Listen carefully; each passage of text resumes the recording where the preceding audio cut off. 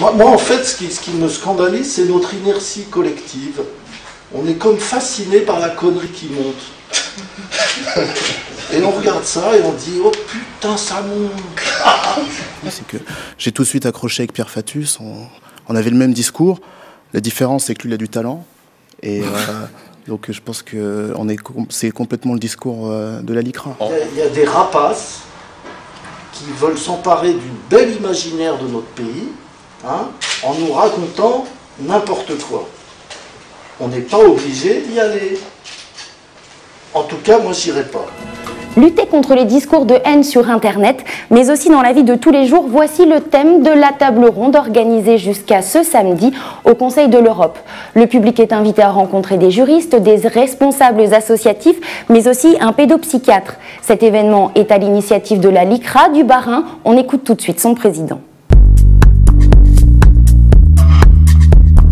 Pour réfléchir à un sujet pour lequel on n'avait pas de solution, c'est-à-dire comment lutter contre le discours de haine sur Internet, on avait besoin de rassembler tout le monde, les experts, les dirigeants par exemple de Facebook Europe, de Twitter Europe qui sont en train de se parler en ce moment dans l'atelier derrière moi, et les utilisateurs surtout, pour trouver des solutions. Hier, on avait des lycéens qui nous ont parlé du harcèlement entre les élèves, mais on a aussi parlé évidemment de l'embrigadement dans les réseaux djihadistes, on a parlé des injures racistes, on a parlé de la question de l'anonymat, voilà. Donc c'était très large et on essaiera demain, donc dans la journée de restitution qui aura lieu à l'Aubette au centre-ville, de proposer des pistes de solutions. Ils ont occupé le terrain, ils sont merveilleusement organisés, ils ont des moyens financiers parce qu'ils sont financés par des personnes qui veulent un monde que nous ne voulons pas. Nous voulons rester à des vieilles valeurs de la République, liberté, égalité, fraternité. Et lorsque vous dites ça sur le net, liberté, égalité, fraternité, vous n'allez pas faire le buzz. Si vous mettez sur le net qu'on est tous frères, quelle que soit la couleur de la peau, la religion ou que sais-je encore, vous n'allez pas faire le buzz. En revanche, si vous dites que tous les noirs sont ceci, que tous les juifs sont cela ou que tous les musulmans sont cela encore, là vous allez faire le buzz et plus vous serez grossier, plus vous allez dire des choses énormes et plus vous serez suivi. Eh bien, nous, on a décidé que cela devait cesser. Ça suffit. Madame Attila, que dites-vous à ceux qui pensent que vous êtes un parti raciste?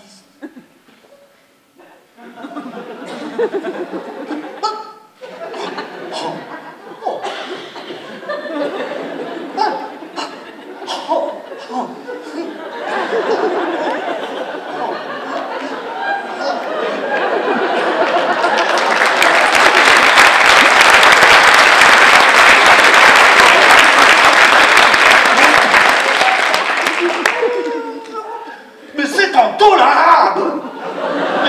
C'est intolérable! J'aime profondément les étrangler! Nous disons ensemble qu'il n'est pas tolérable, il n'est pas tolérable que l'idée même, et a fortiori la réalité, que le Front National remporte, pardon, je vais au-delà du Grand Est, une seule région de ce pays, nous est littéralement insupportable, en ce que ce serait une nouvelle brèche terrible dans le pacte républicain qui serait ainsi atteint. La possibilité qu'un parti d'extrême droite, et je vais employer un terme en pleine et parfaite connaissance de cause, d'un parti d'extrême droite fasciste, parce que les méthodes qui sont utilisées par ce parti aujourd'hui, là où il gouverne, et pas très loin, dans une ville qui n'est pas très éloignée, dans votre grande région, celle d'Ayange, où les méthodes qui sont utilisées, clairement, sont des méthodes qui ne sont pas celles de la République. Et pourquoi? On me dit, mais ne parle pas de ça, tout ça c'est du passé, les électeurs s'en foutent. Eh bien moi je m'en fous aussi. Il y a des choses qui doivent être dites et que l'on doit rappeler parce que c'est simplement une réalité que l'on veut cacher et que la direction actuelle du Front National veut cacher sans pour autant la renier. Qui sont les pères fondateurs du Front National? Qui sont les pères fondateurs du Front National? Une équipe de personnes qui ont vomi sur la France, mais qui ont fait pire que vomir sur la France, qui ont combattu contre la France. Mes frères, mes sœurs, mes amis, soyons fiers d'appartenir à un peuple debout. Soyons fiers d'appartenir à un peuple uni et libre, le peuple de France. Nous avons gravé sur nos édifices cette devise qui nous est chère, liberté, égalité, fraternité, et nous ne l'effacerons pas. Rien, ni la violence, ni la haine, ni les armes ne pourront l'effacer, car nous l'avons proclamé à jamais comme universel. La liberté vaincra, l'amour fraternel vaincra, car l'amour est plus fort que la mort.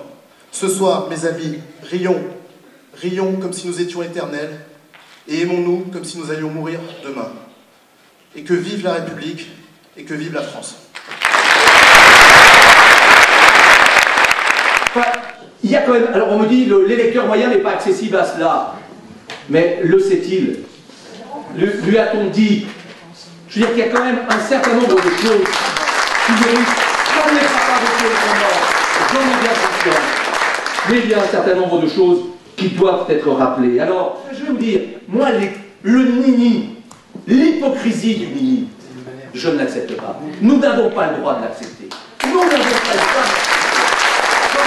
les valeurs fondamentales de notre République sont en danger. On n'a pas le droit de l'accepter. Vous avez peur de l'UMPS? Et qu'est-ce que ça ne peut bien vous faire? L'UMPS, c'est l'Union nationale, c'est la beauté du peuple français. C'est effectivement, on n'a plus le droit de le choix, mesdames et messieurs, et encore une fois, je vous prie de m'excuser, vous avez bien compris que ce n'est pas ad hominem et que je salue votre démarche, bien sûr que je la salue. Mais au-delà de vous, il y a des familles, il y a des contraintes politiques. Je dois vous faire cette confession, puisqu'on est dans les confessions. J'ai fait ma petite incursion dans le monde politique aussi. Il y a maintenant bien des décennies, j'en suis sorti pour ça. Je n'accepte pas que des gens intelligents deviennent idiots parce qu'ils appartiennent à un parti politique.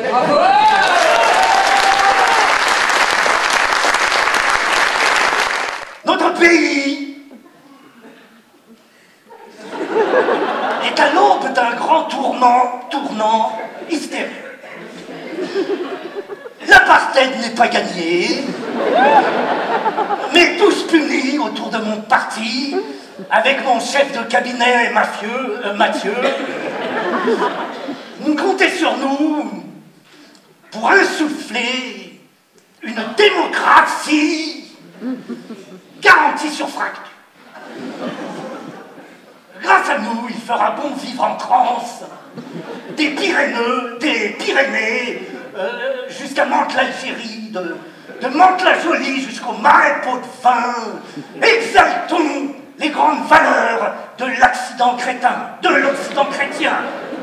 Cravache, famine, patrie, œil pour œil et Occident pour dent. Libérons